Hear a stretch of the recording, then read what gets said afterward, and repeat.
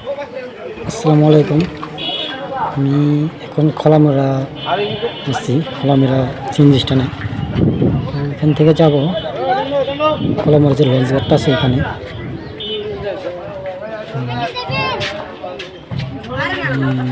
খোলামেরা launch stand থেকে দেখি ওরা কতক্ষণ পরে লঞ্চটা ছাড়বে।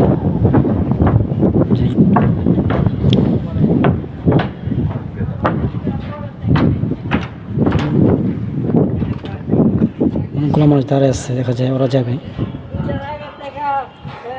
জিজ্ঞেস করতে হবে কত মিনিট পরে ছাড়বে। এই নষ্টা না, সামনে নষ্ট হয়তো যাবে, দেখি।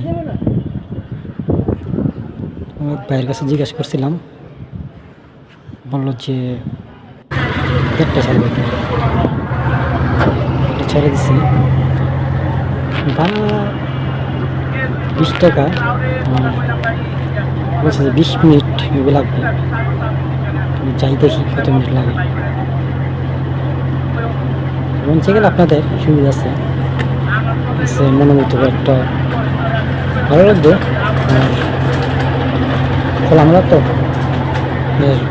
গাড়ি থেকে লঞ্চটা ভালো, যানজট নেই, কালচার নেই, কিছু নেই, সুন্দর।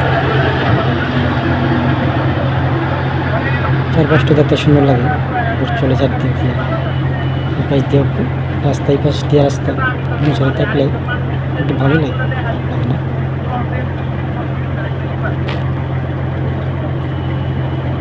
গরমে সেজন্য ভালো লাগে, শীতে তো আছে, গরমে সেজন্য ঠান্ডা হওয়া, পানি নিচ থেকে ঠান্ডা ঠান্ডা আসে, গরমটা লাগে।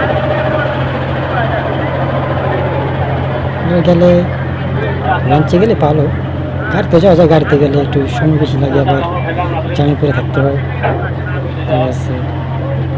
রাস্তাঘাট অবস্থা জাননি, হাঁটতে একটু সমস্যা হয়, ধাক্কা ধাক্কি। গাড়িতে গেলেও বেশি মানুষ গেলে সেটা ভালো লাগে না, কি অস্বস্তিকর লাগে। জামা পরে থাকলে তো ইচ্ছে অনেক সময় লেগে যায়। আমার কাছে বোটটা বেস্ট লাগছে, সময় বেশি লাগলেও সে করতে পারে কাছাকাছি। আর তো দেখা যেতেছে ওই যে ওইটা সোয়ারি ঘাটের যে ঘাটটা, ওইটা কাছাকাছি। সোয়ারি ঘাট ওই পার গেলে তো জিঞ্জিরা দেখা যায়, জিঞ্জিরা অনেক ভাইরাল দোকানগুলো আছে, মুড়ির দোকান, বিরিয়ানির দোকান আছে, আর অনেক কিছু। আমরা আগে গেছিলাম বিরিয়ানি, কাচ্চি আসছিল একটা দোকানটা, খেয়াল নেই।